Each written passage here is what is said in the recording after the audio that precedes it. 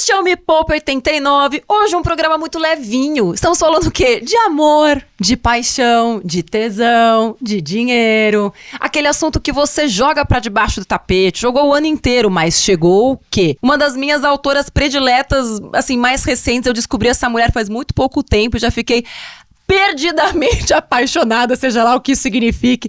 Com vocês, Ana Sui! Aê! Muito obrigada pelo convite, pelo entusiasmo, pelo seu trabalho, por tudo que você faz e por me convidar para estar aqui.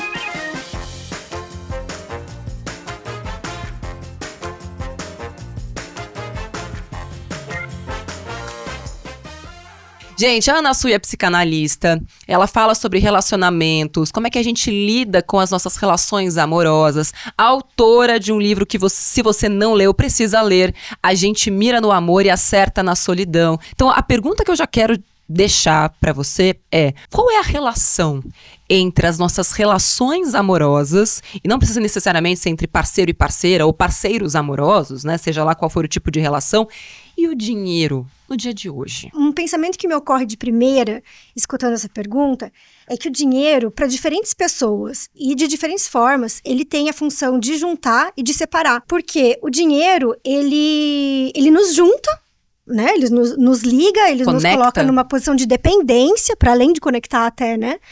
Coloca numa posição de dependência em relação a tanta coisa na vida, praticamente tudo. E, ao mesmo tempo, também o dinheiro é aquilo que nos possibilita separar.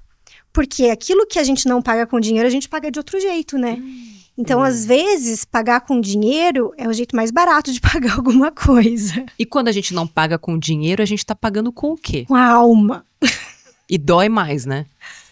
Você acha que dói mais no bolso ou dói mais na alma? Onde dói mais? Ou que dói no bolso ou dói na alma também? Então, não acho que tenha como separar completamente. Talvez a gente possa afastar um pouco. Mas as duas coisas se encontram, né? E no mundo de hoje, em que o dinheiro está sustentando todas as relações e todas as nossas formas de existência, todas não, mas quase todas, constantemente a gente está se deparando com diferentes modos desse problema se colocar. Assim, a gente sabe que durante muito tempo houve uma dependência, né? Principalmente quando a gente olha, acho que para as classes mais privilegiadas, né, de ter aquela condição em que o homem trabalha, quando a gente fala pelo menos da classe média, né, pode ser que se a gente for para classes mais baixas da população, isso não seja necessariamente uma verdade, né? A gente tem uma população gigantesca, né, de mulheres periféricas, arrimos de família há muito tempo, né? Que é um retrato, né, do pós-abolição da escravidão aqui no Brasil. Então a gente sabe que não é a realidade de todo mundo, mas a gente durante muito tempo viveu sobre esse estigma de que o homem trabalha fora de casa e a mulher não trabalha, entre aspas. Porque a gente discute muito, né, esse trabalho não remunerado, que na verdade é quem está dando inclusive sustentabilidade para o sistema capitalista, né? Porque se não fossem mulheres geradoras, não haveria uma classe trabalhadora, não haveria gente para consumir, não haveria empreendedores. Se não fossem essas mulheres, não haveria nada dessa estrutura financeira que a gente vê hoje. Afinal de contas, somos todos filhos da mãe, não é? E do pai também, mas quem gerou foi a mãe, que muitas vezes ficava em casa, sem ter aquele trabalho remunerado e muito dependente. Então, minha primeira pergunta para você, e foi inclusive por isso que eu comecei meu trabalho com a Me Poupe, depois posso até contar mais sobre isso, mas na hora que o dinheiro entra nessa equação e a autonomia financeira da mulher entra nesta equação, para onde vai o amor? Porque se antes o elo, né, era eu saio de casa, meu bem, e você fica cuidando das crianças, agora a mulher fala, eu também saio de casa, meu bem, e você sai de casa também, quem cuida das crianças. Então, o que acontece na hora que o dinheiro e a autonomia financeira feminina entram nessa equação? Essa história de amor, esse sentimento, essa coisa que ninguém sabe muito bem o que dizer, o que explicar, como conceitualizar, o que é amor, o que não é amor, é uma questão filosófica que depende de muitas possibilidades interpretativas, depende da tua história, de onde você veio, para onde você vai, mas sobretudo, é uma invenção moderna, né? E que, na nossa história, está entranhado a partir do lugar do corpo da mulher como propriedade, né? Porque, afinal de contas, nós somos filhas de alguém, depois nós somos esposas de alguém, não é nem esposa, né? Mulher de alguém. E depois mãe de alguém. Depois mãe de alguém, né?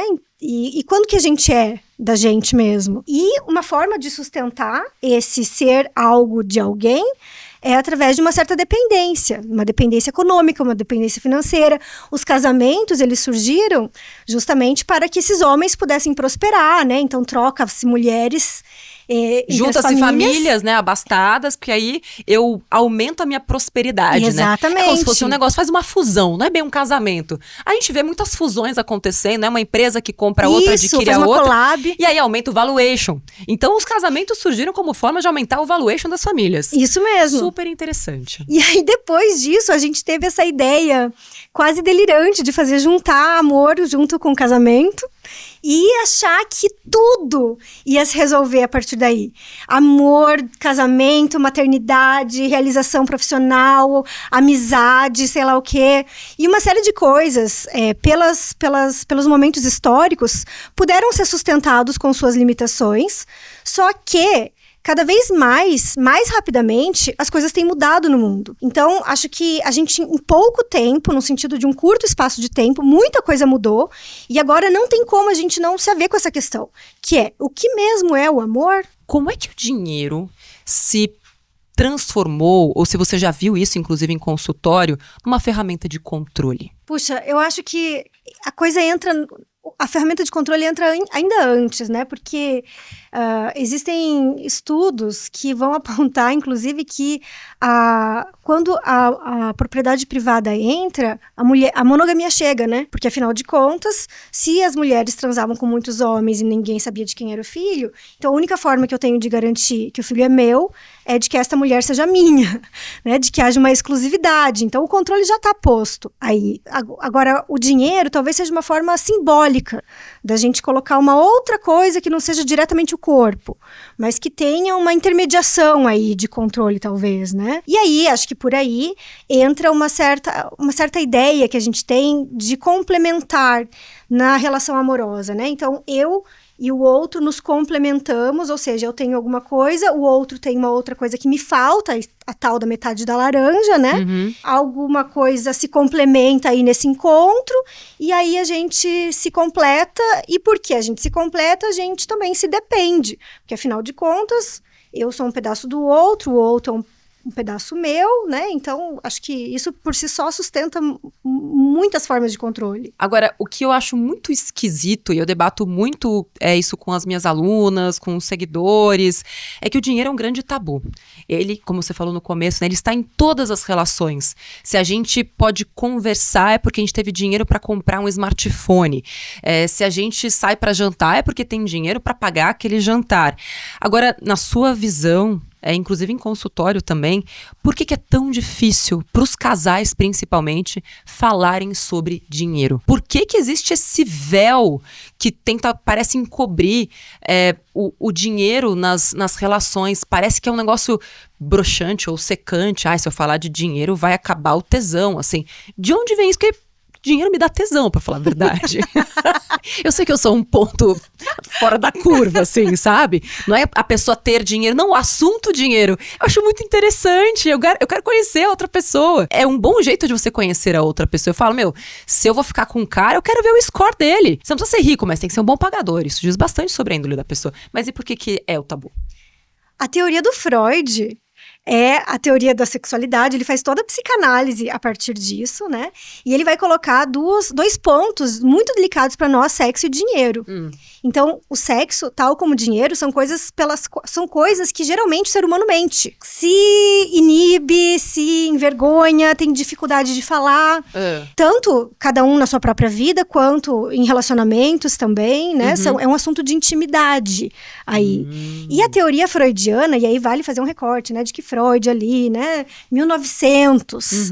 Então, naquele recorte, daquele tempo, daquela sociedade, né? Do que era um homem, do que era uma mulher naquele tempo, tem sua famosa teoria lá do complexo de Édipo, onde ele vai falar que o menino é aquele que se identifica, aquele que tem um falo, né? E esse falo da teoria freudiana é entendido como um pênis, muitas vezes, e na época coincidia, muitas vezes, porque afinal de contas eram mesmo os homens que podiam fazer as coisas, que saíam de casa, que iam trabalhar, né? Então, uma das teorias que o Freud faz, aí, um dos desdobramentos dessa teoria é a teoria da inveja do pênis, né? Que ele fala que as mulheres têm inveja. Quando a gente olha isso com olhos de 2024, é delirante, né? É ridículo. Mas, se a gente olhar com olhos de 1900... aí não fica muito difícil ter inveja do pênis. O falo, no caso, representa o poder. Exatamente. Quem tem aquilo tem poder e eu sou submetida, submissa, não tenho aquele poder, mas eu também conecto este poder ao dinheiro. Isso. Porque se os homens, né, dominaram esse sistema do capital por tanto tempo, e antes do capital era o sistema de força também, né?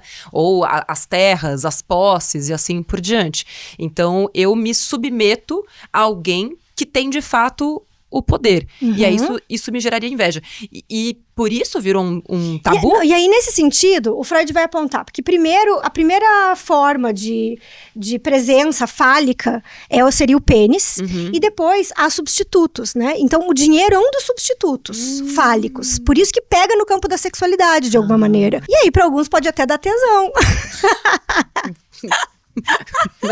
Me analise. Para outros, inibe, brocha, né? Pois é. Mas dificilmente alguém é ileso ao assunto dinheiro e sexo. E assim, são tantas camadas, né, Ana? Pode ser, imagina que eu tenho inveja, mas quando a gente para olhar, inclusive nos dias de hoje, onde a equidade entre homens e mulheres ainda não é uma realidade, segundo a ONU, a gente vai levar 140 anos para ter a equiparação salarial entre homens e mulheres. Isso não é um dado que eu tirei da minha cabeça, isso é estatístico, né? No Brasil, homens, inclusive em cargos mais altos, ganham mais do que mulheres, né? Essa diferença é muito grande. Quando a gente vai para mulheres pretas periféricas, a diferença é maior ainda, né, entre uma mulher preta periférica e um homem branco. Enfim, essa diferença é muito grande. Talvez Freud ainda esteja certo. Talvez a gente ainda tenha ali no fundo esse desejo de querer conquistar algo que nos foi renegado durante muito tempo na história e que ainda é, porque ainda existe um preconceito enraizado,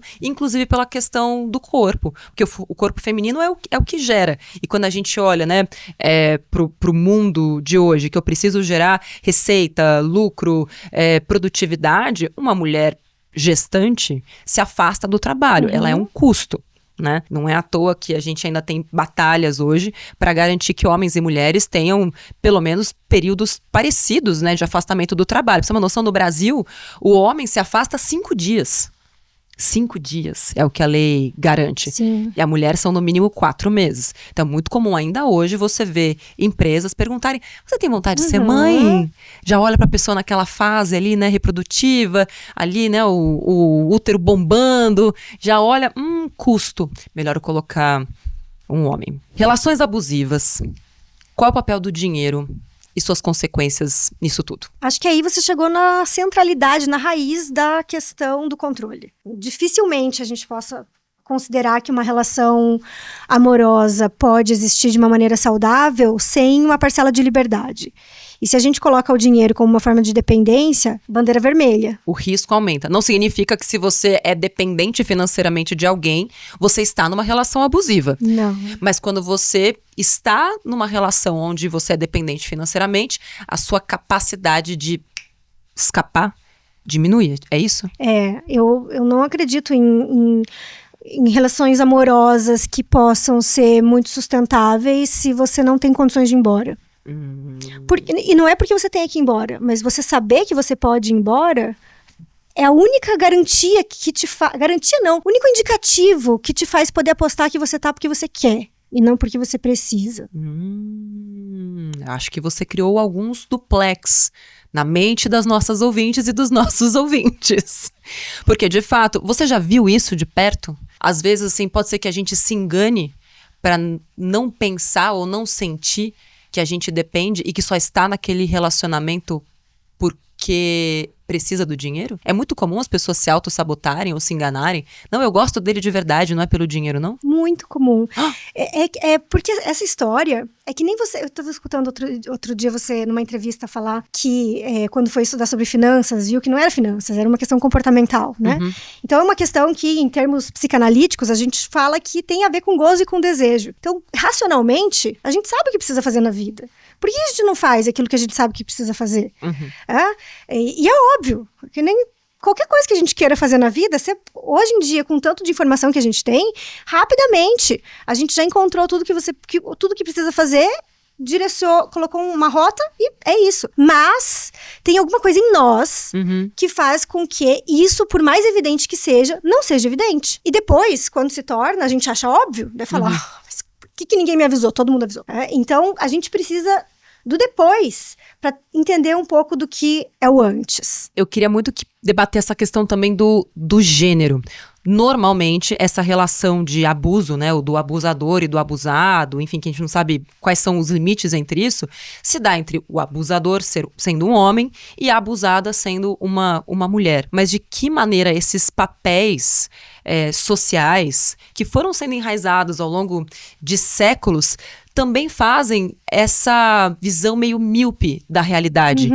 Eu sei que eu estou, no fundo eu sei, mas é como se o meu personagem exigisse que eu cumprisse esse papel. Isso existe ou é coisa da minha cabeça? A ponto da mulher achar que aquilo não é assim mesmo, eu tenho que engolir, eu tenho que aguentar, eu fui feita pra isso. Isso é algo que ainda tá, no nosso DNA? Muito mais do que a gente gostaria, muito mais do que a gente gostaria. Eu acho que tem coisas que a gente vai precisar de muitas gerações para poder se separar. Não acho que tem um monte dessas coisas que a gente vai resolver de uma geração para outra. A gente trabalha para isso, né? Aposta na educação, aposta na mudança das pessoas, mas tem um limite também do que é que pode acontecer. E isso tem a ver, acho que tanto com o fato da própria estrutura neurótica nos levar tantas vezes a fazer mal pra gente mesmo, ainda que a gente não perceba, ou ainda que a gente perceba e não consiga fazer diferente. E existe o fato também de que a gente se forma a partir do que a gente viu as pessoas que nos amam fazerem.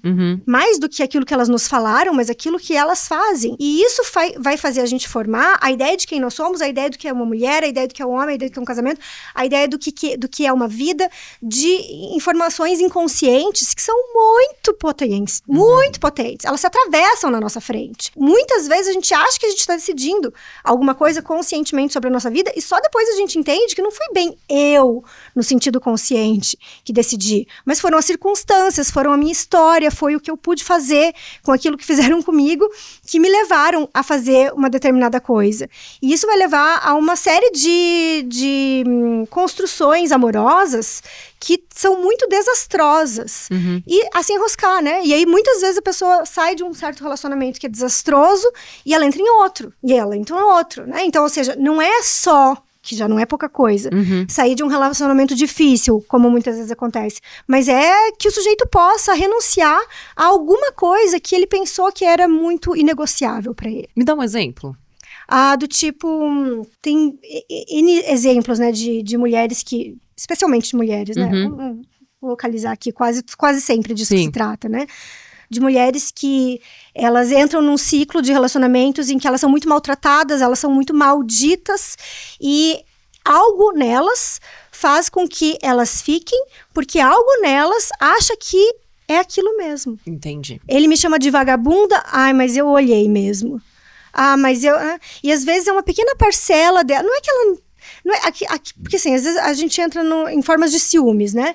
Então, existe toda uma questão de infidelidade. Pode existir uma questão de infidelidade, mas muitas vezes, muitas formas de violência, especialmente violência moral, violência verbal, estão postas a comportamentos que não aconteceram, né? Então, às vezes, por exemplo, a mulher nem traiu, a mulher nem tem um caso, né? Nem existe nada disso, mas ela pensou. E aí, ela pensa, e o fato dela pensar faz com que ela se sinta culpada, e ela acaba dando mais bola do que ela precisaria para esse discurso. Acaba aceitando como se aquilo de fato fosse uma verdade. Porque não tem uma forma de relacionamento, por mais desastroso que seja, onde um dos dois não tenha nada a ver com aquela história. Entendi. Essa ascensão feminina, a independência financeira da mulher é algo muito recente na nossa história. E vou deixar uma pergunta para você. Essa independência financeira está ligada diretamente ao aumento do número de separações? A pergunta é: a gente ama menos ou ganha mais? Eu não acredito que amor exista como uma instituição. Então, é amor, não é amor, então se separa mais é porque ama menos. Acho que o amor é uma coisa viva, uma interpretação que diz respeito a cada momento, a cada tempo. Então, a gente poderia pensar o que seria o amor hoje. E como pensar o amor hoje, se não a condição de que as mulheres têm uma posição muito mais aproximada ou até acima de tantos homens, né? Então, não se sai ileso de toda a travessia que se faz na vida. Então, a gente continua amando igual. Não temos um problema de amor. Não amo igual, porque a gente não é mais igual. Entendi. Né? Então, não me parece que seja possível comparar. É outro momento, somos outras mulheres, amor é outra coisa. Então a gente precisaria ressignificar o amor pra conseguir encontrar esse lugar, porque às vezes eu acho que eu falo por mim, assim, me sinto, às vezes, parece que eu não dei certo na vida, assim, tá? Meus pais estão juntos há 45 anos. Eu tive 2 casamentos e tenho 39 anos, sabe? Às vezes eu me sinto uma falha no sistema familiar. Imagina, gente, Natália Arcuri falando isso, vejam só, Sou uma né? falha no sistema. Como é possível? Deu um tilt lá, entende? Porque assim, as nossas referências, inclusive românticas, o que a gente vê nos filmes, o que a gente vê nas séries. Quem é o casal lindo? O casal lindo é aquele que morreu juntinho. Aí um morreu, a outra ficou doente e morreu na sequência. A gente cria esse imaginário de que isso é o relacionamento de sucesso. E às vezes a gente se sente mesmo frustrada porque eu não soube manter meu casamento, sabe? Um pouco também dessa responsabilização. Eu é que não soube manter. Então não importa o dinheiro que eu tenha, eu não fui capaz de manter aquela relação. Então o que você está me dizendo essa é uma visão talvez antiquada, o que ficou no passado em relação ao amor, e que hoje a gente precisaria reprogramar. E acho que assim, podem existir pessoas que ainda estão pautadas por essa lógica amorosa. Não é a que nos interessa.